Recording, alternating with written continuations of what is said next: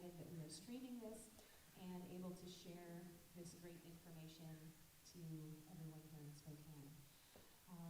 How many of you have been to an Imagine event?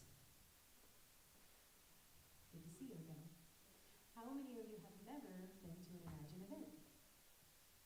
Welcome, and thank you for joining our wonderful community and family.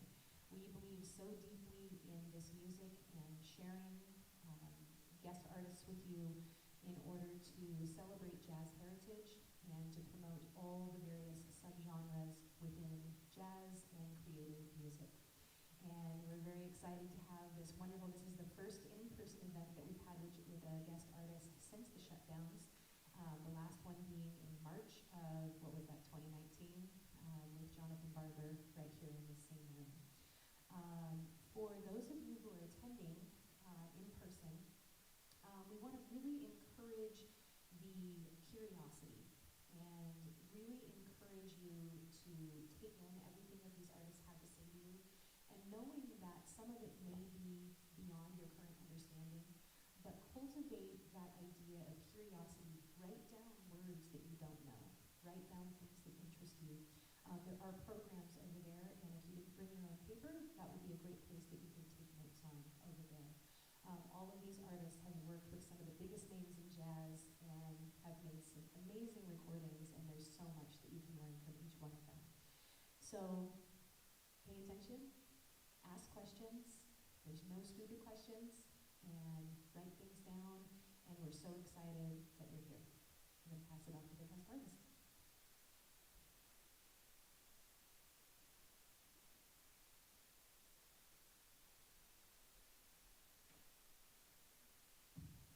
Good afternoon. How's everyone doing?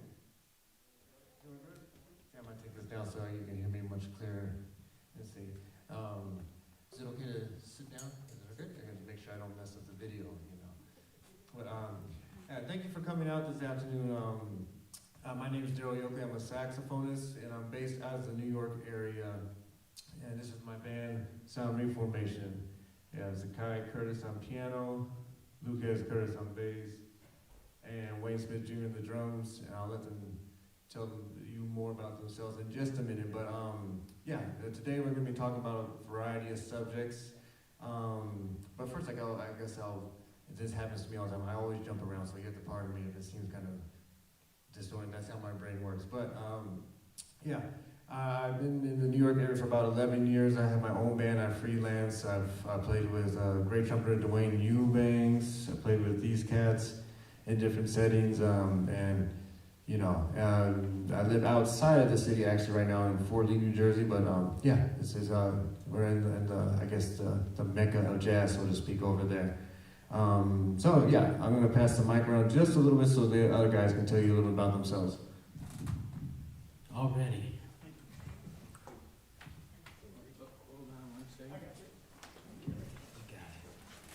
Got some musicians in the house. How many piano players?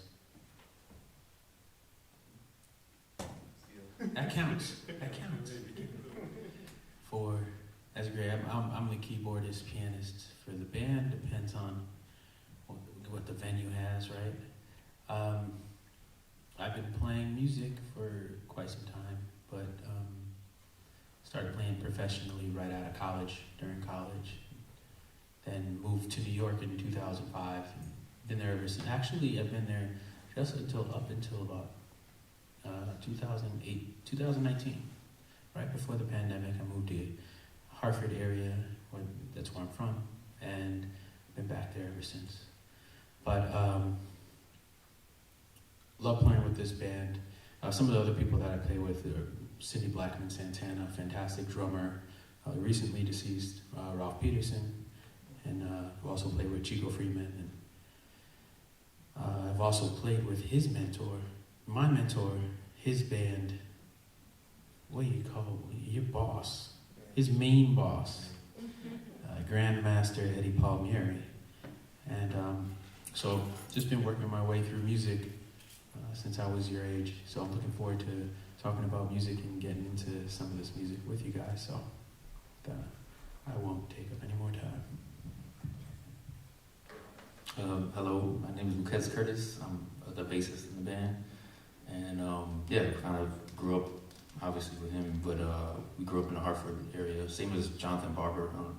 I just mentioned we went to the same high school actually, so but he's a couple years younger. I'm not gonna say how many, but he's younger than us.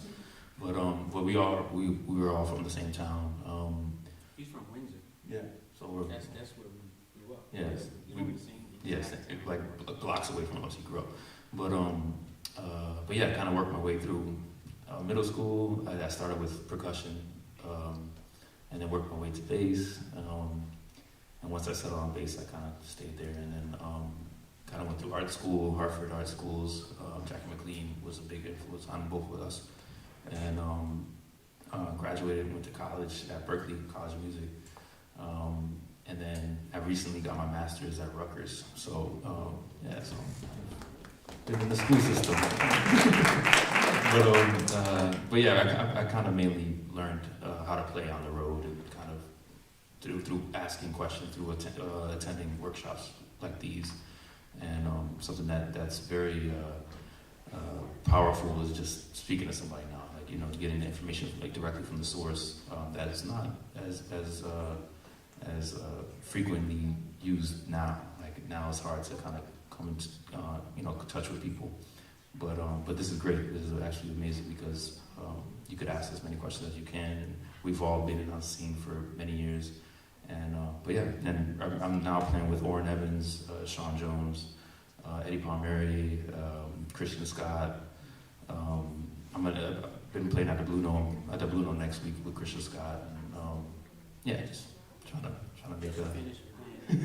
He was at the Blue Note last week with a Cuban band, but yeah, just working the rounds of being a musician and trying to just stay relevant to today's times in music.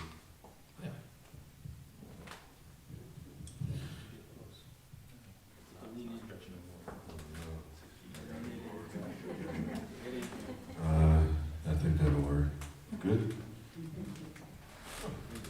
Thank you, sir. All right, my name is Wayne Smith, Jr. I'm the drummer in the band. Been playing drums pretty much my whole life. Started playing in church, and then from church, high school, I started getting into jazz. So I guess I've been playing jazz since I was 16, 17, 18, I guess. There's a bunch of bands that I work with. There's one big band that I play with a lot, freelance, and I have my own band that I'm working on. I guess that's about it. I work with the Summer Orchestra, if anybody's familiar with that band. So I've been with that band for about 11 years now. So, okay. So you met the guys in the band here. Just by a show of hands, how many of you are thinking about maybe having a career in music, as a performer or performers? Everyone wants to be a performer, or like maybe recording, or what's the you can blurt it out. It's okay. Like, you know, I'm pretty loose with it. Like, you can just scream, I want to be a performer. I'm gonna be a teacher or whatever. Music educator. Music educator. Awesome. Okay. Production. Oh, we got someone for the company now. Yes. And everyone else wants to kind of do what we do, kind of do the performance thing. Cool. I'm gonna talk about a little bit, I guess, about something that may seem obvious in order to work, but maybe gets overlooked, and that's the art of practicing. I remember in college, I was kind of practicing 6 to 8 hours a day, treating it like a job, but then sometimes, looking back on it, maybe that wasn't the most efficient way to spend my time. And as you get older, you're gonna have to learn how to, compact your schedule or manage your time better, because, you have kids, you have family, and all these things that come later, So just a little look into the crystal ball for the future. Try to learn how to practice efficiently now. Are we having college and high school students in here? What's the age? This is mainly college, high school, okay. Middle school. Oh man, okay, we got the whole smorgasbord. I love it. Okay, I'm gonna start with the number. How many would you all say you practice maybe 2 hours a day? Okay? How about 3? 4? Wow, okay, that's good. 5? Okay. 5 hours, okay, yes, we got some practice in here. Very good, very good. I like to think about in the context of jazz, the way I organize myself as a horn player. I kind of go through a warm up for my embouchure because it's the muscles that I use. So I'll do I spend a lot of time on sound in the beginning, and then from there I'll go on to working on whatever tunes or any type of technical thing that I would like to do. And that's kind of how I kind of run my practice sessions now. I remember when I was in school, it was a little bit longer. Like I'd spend like at least an hour on sound, and then I would be like practice my scales and technical things. So I wouldn't even touch any tunes until I got through like 2 hours of like fundamentals with my instrument. And then from there, I actually majored in classical saxophone, so I had a little bit more structure because I had notes on the page. And I remember for me, it took me a while to figure out how to organize my practice sessions, and I'm still learning out how to do certain things. But I remember when I really started having the time to practice jazz when I got out of school, I would kind of go through, like a tune that I didn't know, I would go through the chord tones. By a show of hands, how many of y'all know what I mean when I say chord tones? Chord tones, yeah. So that's the building blocks of the chord, like just arpeggiating that. Like if you're a piano player, obviously you have the luxury of being able to play all those notes, or guitar, you can do everything at once, But for us instrumentalists, we have to do it, one note at a time, or vocalists, or whatever you have you. I do that, and then as a horn player, my responsibility is knowing the melody,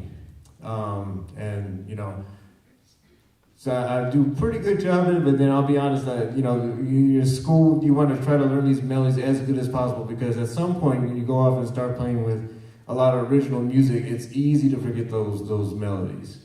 Even my own tunes. What was it? I was playing Nubian Princess the other night, and I was like, I had a little brief senior moment. It's like it's a tune I wrote. So if you're a horn player, you want to definitely know the melody.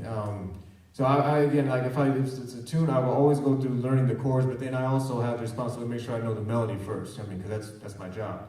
While I'm leading this discussion, I guess maybe you all want to kind of jump in as to what do you think?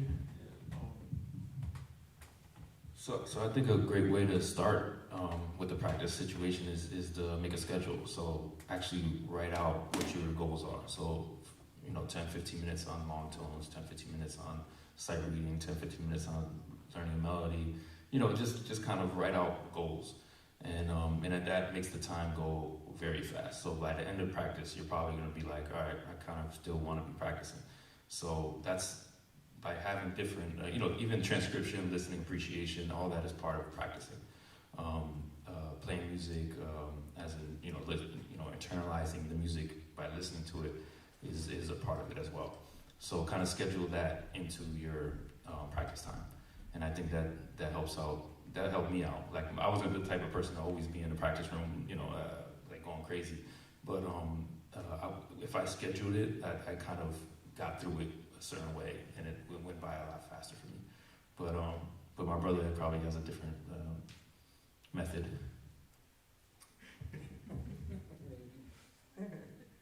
Practice is an interesting, like notion. It's like you're by yourself for long periods of time working on, whatever it may be.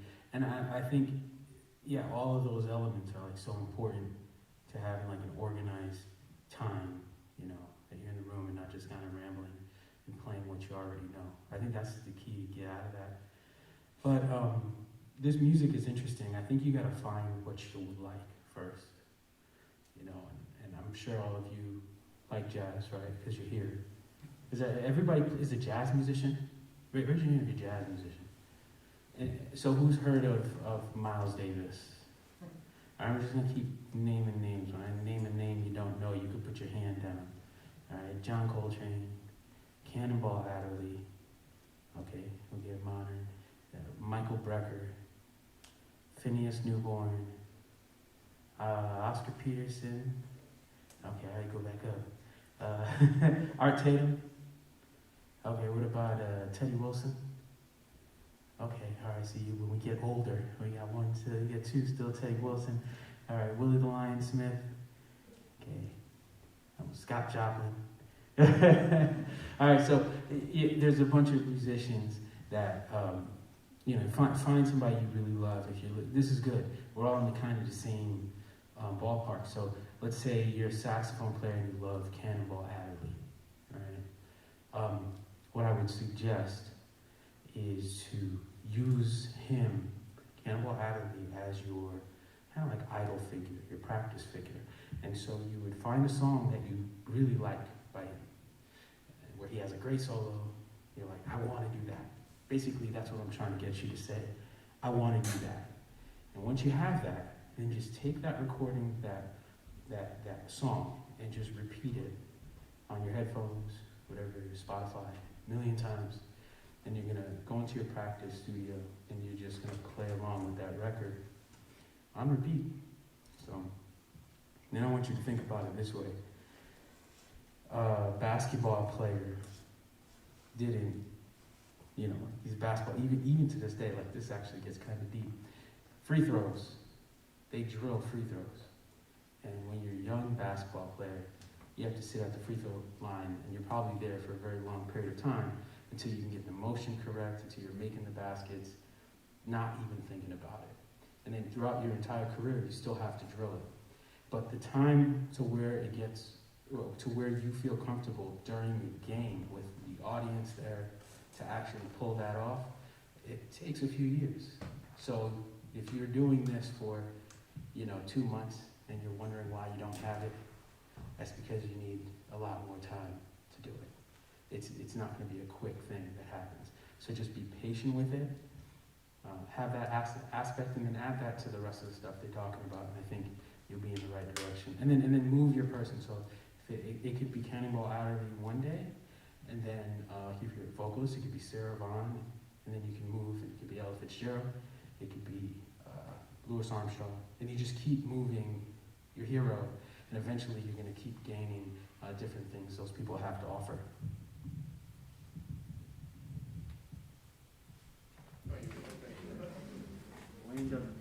Yeah. So we're going to get Wayne on the notice that he's saving up all his guns for the last finale. But I'm gonna tag back to some of the things that Lucas and Zakai said. It definitely helps to have a schedule. I guess everyone has to. Yeah, to write it down. Because I just bought a whiteboard a couple weeks back, and I tell you that stuff, just having it like in front of you, like I have to do this, I have to do that, I have to do that. It changes versus like if you just, I have a great memory, I mean, for the most part. But I usually can keep track of stuff, but even if I know that, just having a thing there, because it makes, for me, it gives you a sense of accountability. Like I have this thing, I want to check it off this list. Like just having that, and it really focuses you there. He brought up the sports analogy, but he's the least sports fan out of the whole band. But anyway, huh? You can play pool. Oh, exercise for the fingers. I guess that's. I think I'm gonna say that's the exercise for the fingers and everything. But yeah, it's muscle memory. I like to think of musicians as small muscle athletes. And going back to I think something like I was talking about with that. You have to drill the fundamentals. They never go away. And a lot of times that's what's going to save you on a gig. Like you get like a piece of music for the first time, and you're trying to remember the lick that you learned off the record. But the tempo's like, 1, 3, 5, 7 is going to save you in every situation. Like it's like peanut butter and jelly sandwich. I mean, you can go to a 5-star restaurant and have something great, but you can always count on peanut butter and jelly sandwich to taste great. I don't know if that's the best analogy, but y'all can tell I love peanut butter and jelly sandwiches. Yeah, but yeah, here we go. Another thing that you should probably start thinking about now is your goals as a musician. So, we're all professional musicians now, but there was a time that we kind of had goals. Like I always wanted to play Wayne Shorter. That was like my goal. Or Art Blakey, let's say. So what I did was I learned all that repertoire, all that music from Art Blakey or Wayne Shorter, and just kind of surrounded myself with that sound. I studied all the bases that were in those bands, all the way they solo, the way they played, the way their time feel, and kind of and that helped me further on. Once my career was going, I started playing with actually people that were in our previous band because they related to the sound that I had, the feel that I had. So it's very important to figure out where you want to go as a musician. Like, yeah, we want to play gigs, we want to do this, but there's a point past the gigs. Like, there's a point that you should have a goal of almost like a mentorship. Like, it doesn't have to, you don't have to communicate with these people, but all these people are pretty accessible. But you should kind of have like a vision of where you want to be at eventually. So it could be anybody. It could be Herbie Hancock. It could be whoever you want to play with. Just name it, Joshua Redman, whoever. And just kind of surround yourself with that. Like, go through the history of what they did, how they got to where they are, the people who are in their band, even if it's not in your instrument. It could be the drummer or the pianist, whoever, but just study that and kind of make that your path.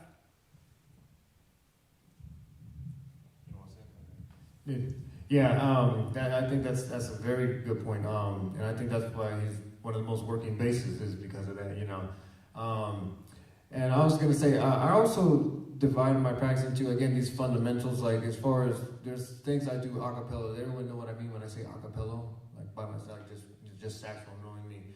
But then there's also the side of my practice, and I always go back to this. Like, if I feel like my ears need tuning up, I always go back and transcribe. You'd be surprised that even just like 30 minutes to an hour of transcribing, your ideas will become a little bit more clear. And it doesn't have to be something that you transcribe that day. It's just that you're connecting with your instrument in a way that you wouldn't do if you're just left to your own device. Like, it's like that's the recording. You have to sound like that. So that's the transcribing thing. Then there's just playing along with the record, which I think is a thing that I think is much more valuable than the Aebersold. I love the Aebersold, don't get me wrong, and that's a good outlet for doing it. But I mean, back in the day, there was no Aebersold and there was no fake books. You had to learn it off the record. And if I can impress anything upon you now at this younger age, is try to learn it off the record, because the older you get, again, your time goes away. I mean, and I still try to learn as much as I can off the record. But then sometimes, it's like, the gigs now, it's like, okay, there's a chart, I gotta learn it quickly. But I mean, there was a time where even now, again, I'll try to always make the time to do the record. I guess maybe we can kind of, I can keep going on, but I'm sorry. Just gonna add something real quick. He just reminded me something. How many of you have CD players? Like actual CD players? Okay, that's actually pretty good compared to a lot of places. But if you don't, you can always get one for like $15 at like CVS or something, and then plug it into your speakers. And I highly suggest that you still buy CDs, just because this is part of our study, and they haven't yet perfected or gotten to the level where the database is complete. So a lot of my students don't know who's on what record. Like, if you were to go back in time and we were all in high school back in the 90s, you would see what I'm saying, because we always talked about who was on what record. We would share, it's written in the liner notes, so sometimes I'm on the top of the record itself. But my point is, we always knew who was on these records. Whether it was Philly Joe Jones, Jimmy Cobb, Paul Chambers, Wayne Kelly, Red Garland, that was the thing to do. Now, whenever I ask my students, do you know who the band is on the record? I just get blank stares. You can get it through a site called allmusic.com, which has everything listed for a lot of records. But it's not always, the information is not always there. You'll find it on the actual CDs though. So that's why I still suggest it. Read the liner notes. You're gonna find a lot of information there on the liner notes as well. Yeah. I just bought a record 2 days ago because of that. So I have like an actual record. I don't even plan on playing a record, but I want to read what they wrote. It's like a Fletcher Henderson record. And I wanted to read what the person wrote in the liner notes about this, the old big band, Fletcher Henderson. So for that reason, allmusic.com, you guys should know that resource. But if you don't, or even if you do, still check out the records if you get the chance to buy some, especially ones that aren't like gonna be in print ever again, like the records that were made in the 90s. Some of these records aren't gonna, like Joe Ford's Today's Nights. Like, it's not streaming, but I look for these records. Sometimes some of them are by Japanese record labels. Yeah. And I just order them from Discogs or Amazon. And it may be like $15 or $20, but it's very much worth it. Like to have these records that aren't really on the streaming platforms. No, he kind of touched on it too, but focused listening is very important as well as musicians, and the records and the CDs kind of help with that. So yeah, we all have Spotify and those kind of things put on shuffle where it switches up every song. But focused listening is something that you physically you put something on and you listen to it. So that's very important in our craft, because basically we're trying to replicate this art form that is very important to our history. So yeah, just focused listening and something that you kind of pay attention to. Like you put it on physically, and then you have to change the side every 25 minutes, 30 minutes, but it's focused. So. Oh yes, as you can tell, we've all got like different perspectives and very similar perspectives at the same time as how to practice. I think we're going to transition gears a little bit, because as you can tell, we can keep talking about this one subject for like at least a good hour or so. But I know I was talking with the kids about maybe talking about the business side of things. Maybe he might lead this next part. And I think the practice ties into how you prepare for gigs. So I'm gonna let him lead this part of it. Thank you, sir. So I think out of everybody, probably I don't want to really say it, but I've worked with probably the most amount of different bands. That makes sense. As being a bass player, rhythm section player, I have the most options as to be the most busiest, I guess. but number one thing is professionalism, obviously, to keep a gig.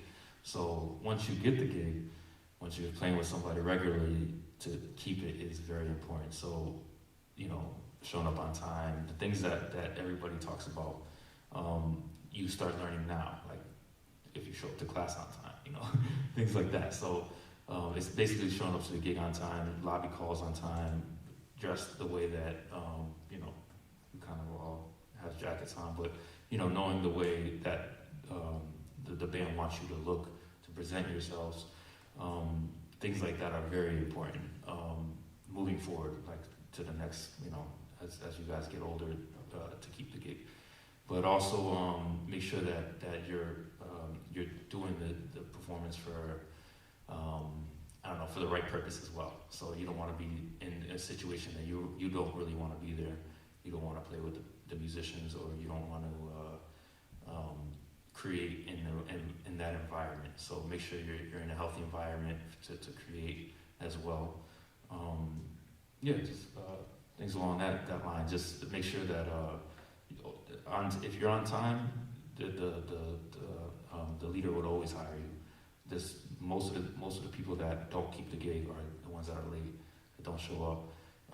They try to fit too much things before the gig and end up showing up late or not dressed appropriately. But just make sure that you keep your professionalism always. It is still a performance, so you still have to make sure you're very professional. I'm gonna see. I guess you hear me through this thing. I might be able to have a thing. This thing's making me hard for me to read, so I promise I'm okay, Benny. I was gonna say I echo all those sentiments, and one thing I would say is the thing I try to do, and it's a little bit easier for me because I don't have quite as hectic a schedule as Lucas, but like if someone hires me for a gig, and I have the time, I always try to memorize the music if possible. And I do that for me personally, one, because I'm in the front of the stage, like, it's just visually, and I know today, a lot of bands, it's kind of common to have the music, but in the back in the day, I kind of a little old school in this manner, where, they had the music memorized, and this is back in the day when bands were working, like, as a band, like Miles Davis's quintet was Miles Davis's quintet, if you're playing with Cannonball Adderley, you were playing with these people, so, but I also do it because it makes it easier for me to listen to the other members of the ensemble rather than being in a page, And it's not so easy to do all the time. Again, it depends on your schedule, but it also depends on the difficulties of the music. Like, you know, we've been playing my music forever, and I would never ask them to memorize because I write a lot of music and it's pretty difficult, you know. But you know, like Wayne and I just did a tour with Dwayne Eubanks back in August, and you know, I had enough time, so I had the tunes memorized, and it makes it easier, again, to really connect on a deeper level as far as hearing and interacting. You know, if you're not in the paper, because you're kind of in your own zone. This person in their own zone. You know, so if you have the time and it's possible, I would highly recommend that. And like I think the other thing is if you find yourself starting to work with a person, like in particular, like maybe I don't know, you're working with Herbie. I think it would be a good idea to probably get all of Herbie's albums. You know, like you want to know that person's repertoire. That way, they call you for the gig. They might only play a portion of it, but then like if you have the other parts of their repertoire memorized, I think it leaves a good impression so that they want to call you back. They feel safe and secure hiring you, knowing you're going to be on your game and you know the stuff. I think maybe another thing is maybe diversifying yourself. Like for me as a saxophonist, I had to play woodwinds, and I think that's one of the reasons why I can work in New York pretty regularly, because I can play clarinet and flute. Do we have saxophonists? How many saxophonists do we have here? Yeah? Yeah, I think it'd be great, you know, if you can start learning your doubles now, because, you know, they still do use them in big band situations, you know, and then learning different styles. Yeah, exactly. Yeah, I mean, if you don't have the instrument, you know, they'll be like, okay, well, maybe next time you probably won't get that call again if you're not playing that, you know. I would also say the same thing for styles of music, like, you know, try to especially if you're like a rhythm section player, maybe you all cats can maybe talk about it a little bit more than me, but like you want to know how to play in different styles, like different grooves and stuff. As a rhythm section player, I mean, I think it would help out, you know, to play these styles authentically. Yeah, as a rhythm section player, I wouldn't force any style. So if you don't really like the style, I wouldn't really gravitate toward it. No. Yeah, but you're not gonna really learn it the correct way if you don't really like it. So it's something that you. And I feel like we all kind of like good Brazilian music, right? Like Joplin and all that, you know. So kind of that start there and kind of from there branch out. Because I always feel like if you don't really like the music, you're not gonna learn it correctly. So just surround yourself with things that, like, I don't know. Don't listen to him, whatever you do. No, he's right. Yeah, I think, but I'm gonna bring it in this angle, and then I'm gonna give it back to him too.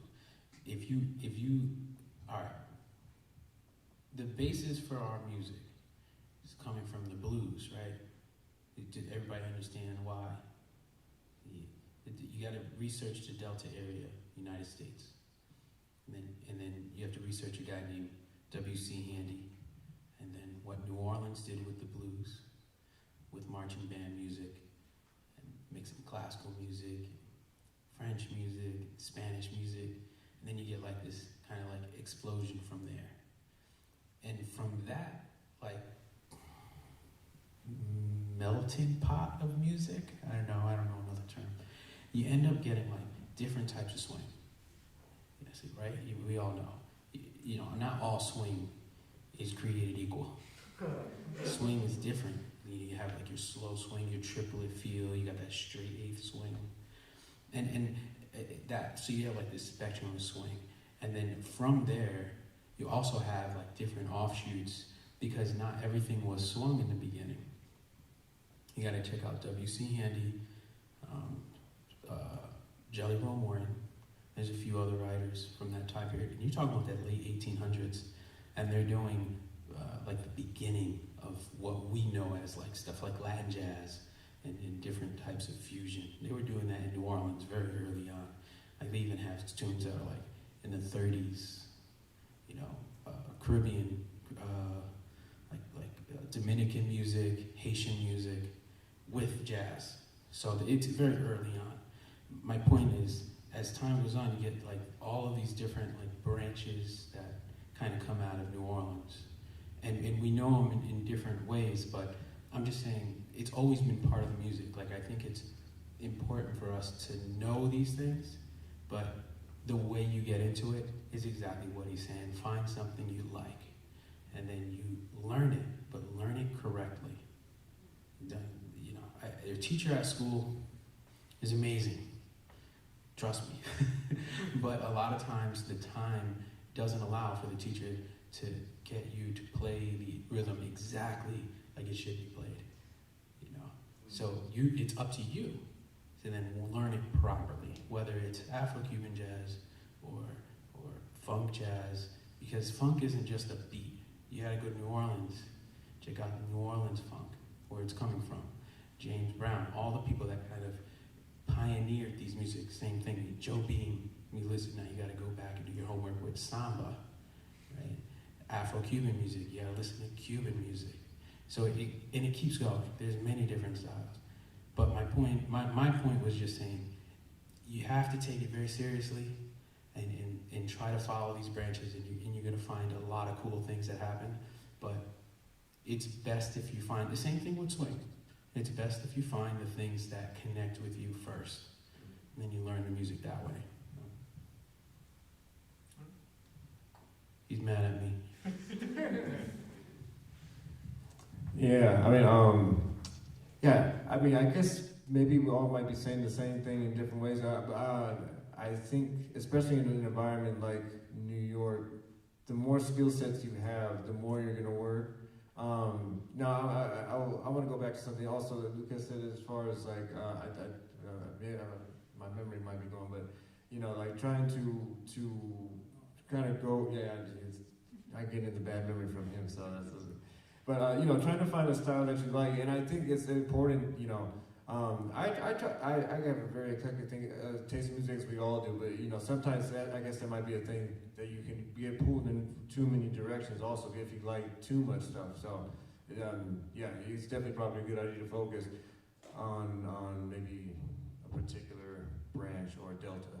That, as you said earlier, the delta. Even in terms of styles, like we all know jazz is a blanket statement. Like there's trillions of different types of jazz, trillions of different types of bossa nova, trillions of different types of Latin music. So what might not resonate with you, you shouldn't write off things so quickly. Like as I was growing up, I kind of was encouraged not to play electric bass, and it was something that just was. You know, all the teachers that I played with, they're like, oh, the pork chop, you know, don't play that thing, you know? So that's kind of why I only really play acoustic bass. But I wish I would have just been like, oh, yeah, okay, thank you, but also kind of went my own route. The same thing with jazz. Like, you might hear something, you're like, man, this saxophone is annoying. I think it's, you know, this guy's playing crazy, loud, and high notes, and, you know, but there's other types of jazz, cool jazz, hard bop, you know, so just kind of make sure you keep your, while you're listening, keep an open mind and figure out what you really like. In terms of Latin music as well, like, you know, there's salsa that is really commercial salsa, there's salsa that's really gritty salsa, you know, there's different types of music, so just keep, you know, discovering for yourself what the sounds that you like, what you kind of gravitate toward. For me, I don't listen to too much jazz. I've been listening to like a lot of singer-songwriter stuff, ambient and electronic music, which has kind of inspired me a lot. So there's other things other than jazz that's out there. I mean, jazz is great, but there's other styles of music that's like very eye-opening and ear-opening as well. So. Do you use that? In my music, yeah, sure. It's useful. Yes, Wayne's the one who turned me on to Radiohead a long time ago, so I haven't done anything for that. Actually, you've been quiet over there in the corner. I wonder if you could actually tell us about, like, in particular with the drums. And I think this kind of ties back to, going back to what we were talking about earlier about we're practicing with fundamentals, because I think if you know the fundamentals, that'll allow you to play, different styles. Like if you know the bass well, you can go in this direction. You can go in this direction. If you play the piano well, you can do the funk thing. You can do the salsa thing. But you have to really know your instrument. And what we're talking about is maybe you can talk a little bit about maybe the fundamentals of drums and how that opens you up to playing different styles. Wait, what? Oh, okay. So there's a bunch of rudiments that like really help out my. Oh, are there any drummers in here? Okay, good. So that's good. So yeah. The rudiments are very important when it comes to practicing. Timing is very important also. There were a bunch of snare drum books that I would go through when I was growing up, and that really helped out with my, my skill training, I guess. But from that, like the rudiments, the 16th notes and triplets and stuff like that, I interpret that to my drums. But there's also like piano players that I listen to a lot. Andrew Hill, the stuff that he comps, I try and interpret that when I play drums too. So the rudiments are very important. Listening to piano players are important too, because that's how a lot of people will call you. Because if you comp very well, you will get called a lot for work. So,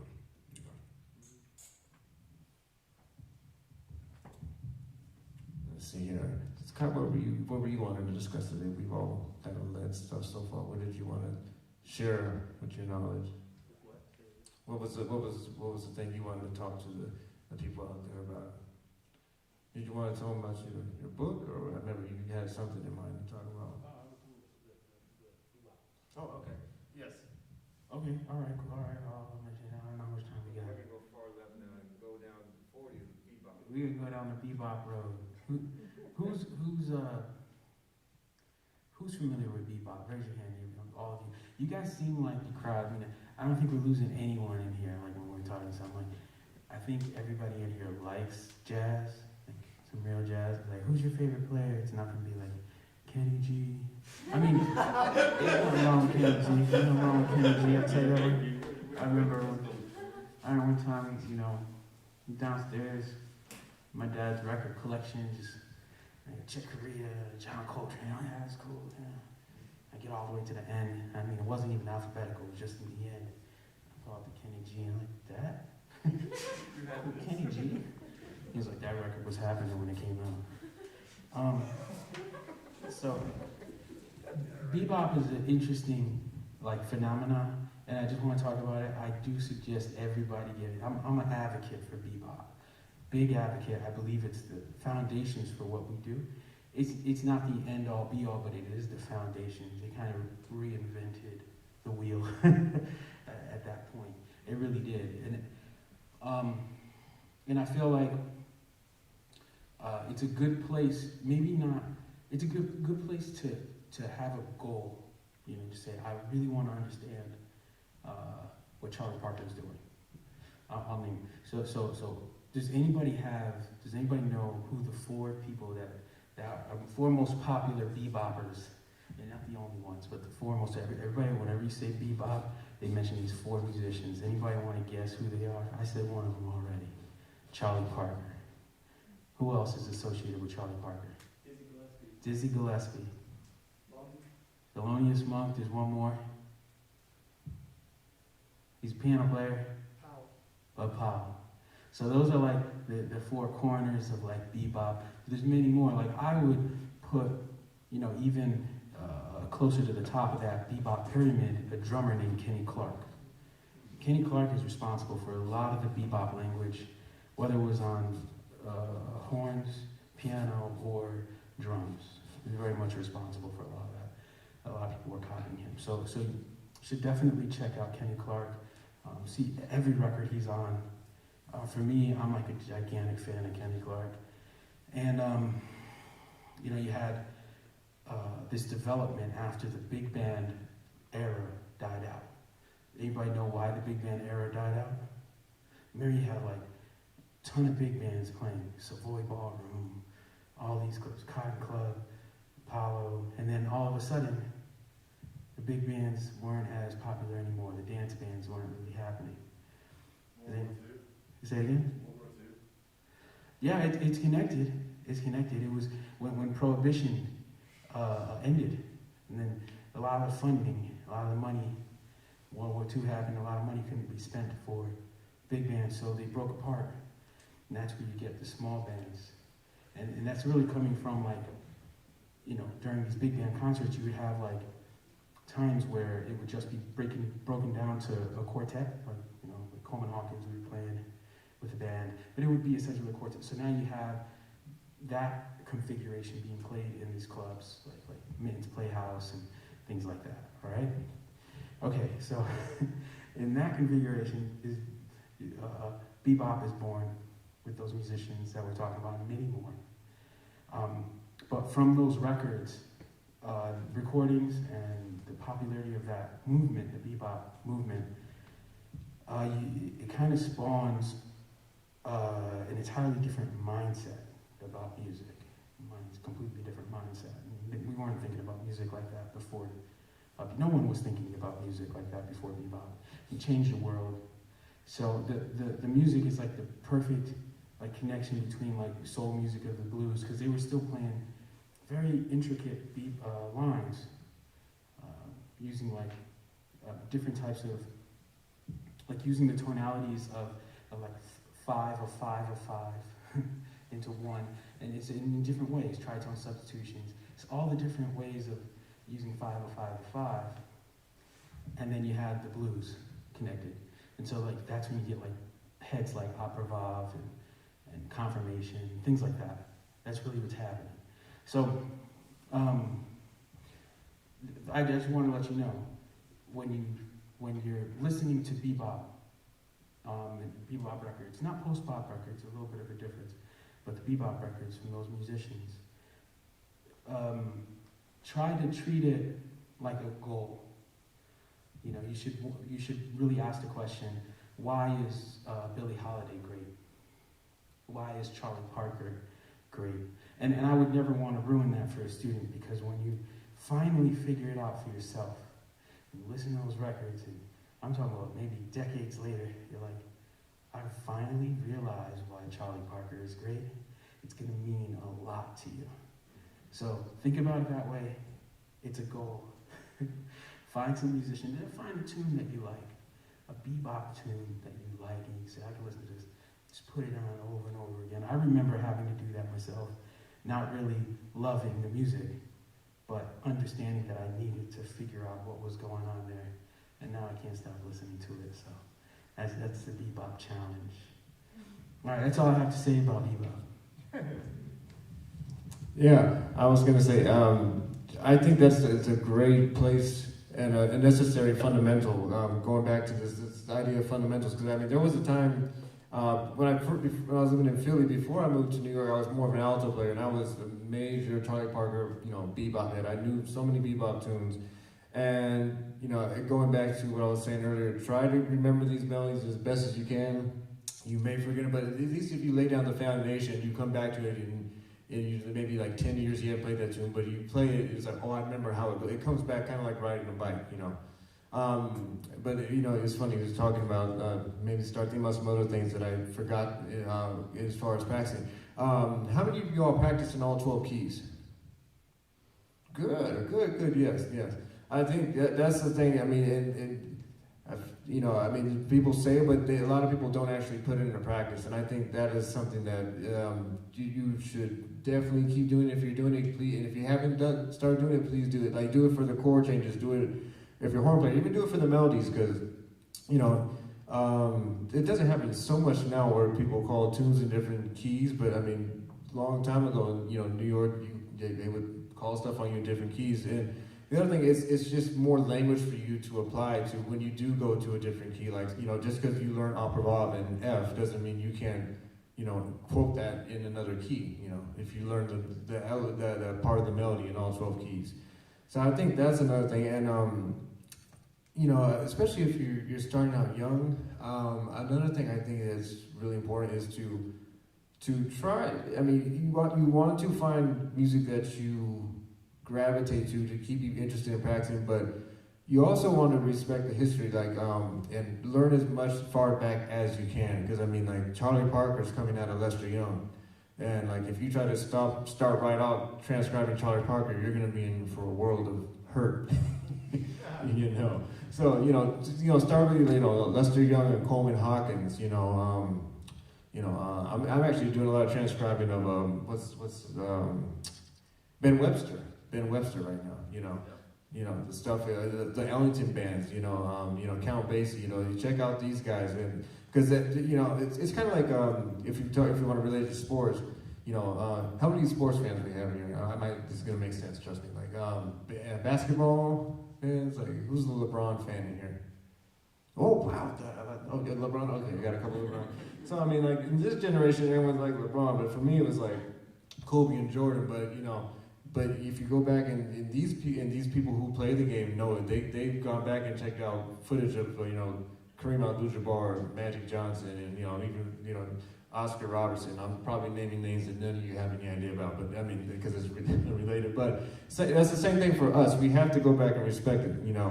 Like if you like, I guess if a bass player you like Ron Carter, you still go back and check out PC Paul Chambers, yeah.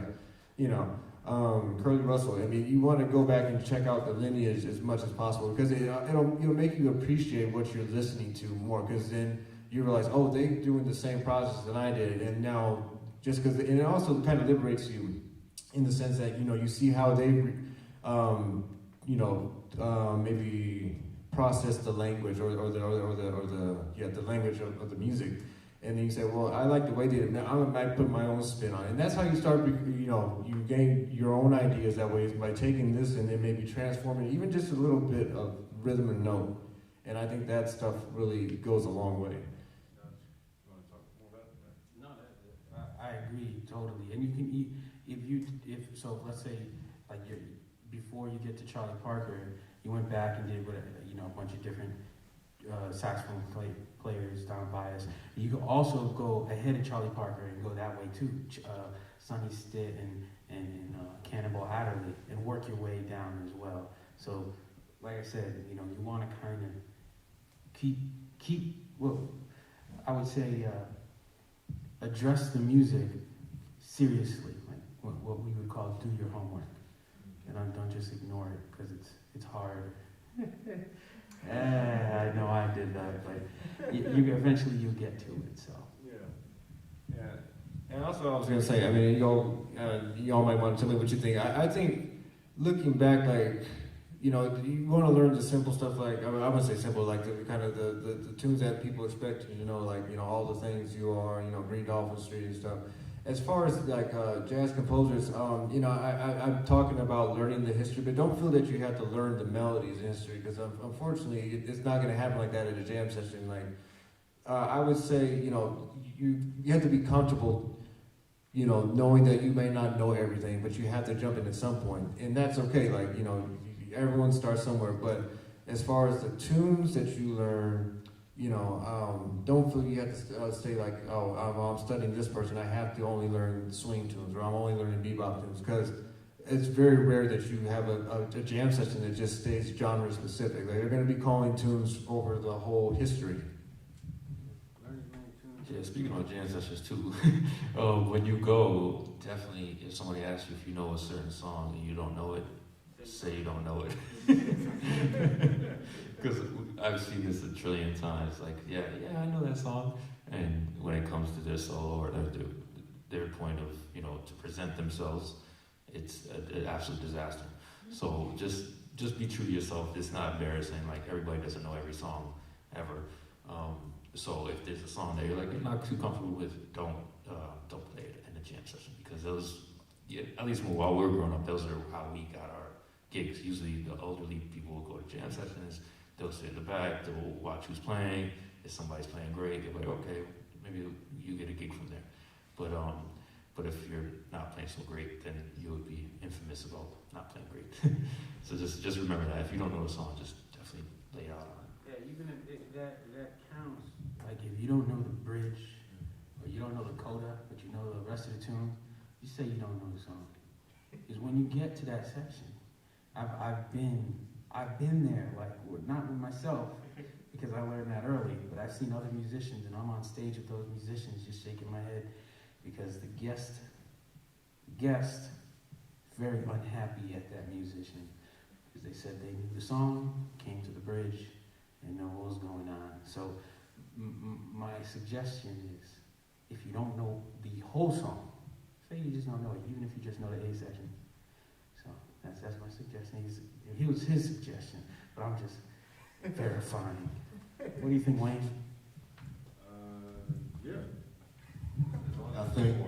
I think for drummers as well, if a drummer doesn't know a certain tune, you should play, because there might be either breaks or hits, and if you play through that, then that's a major problem. So make sure, if you don't know the tune, yeah, you shouldn't play it either.